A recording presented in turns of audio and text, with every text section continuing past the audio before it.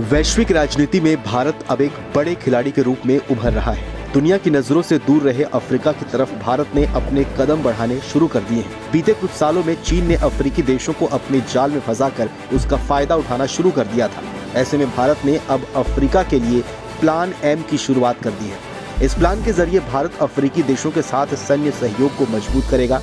ऐसे में भारत के अफ्रीका में कदम से चीन का प्रभाव कम होगा।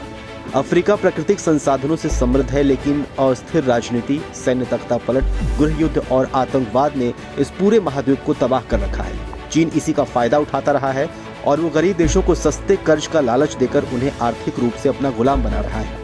पीएम मोदी के प्रयासों से G20 जैसे वैश्विक सम्मेलन में जब अफ्रीकी देश शामिल हुए तो अफ्रीकी देशों का भी विश्वास भारत की तरफ बढ़ा। भारत तंजानिया को मैकेनाइज्ड इन्फेंट्री बटालियन की स्थापना में बड़ी सहायता करने वाला है। पिछले महीने ही इस मुद्दे को लेकर एक चर्चा हुई है।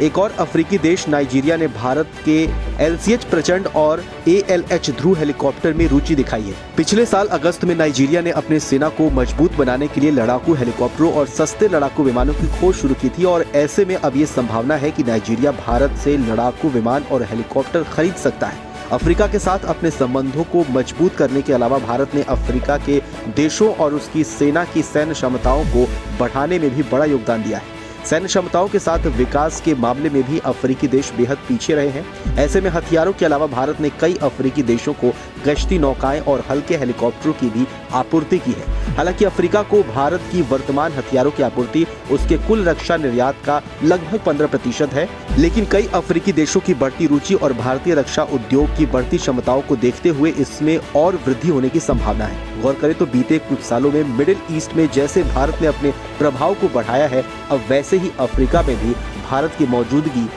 एक बड़ा फायदा देने वाली है।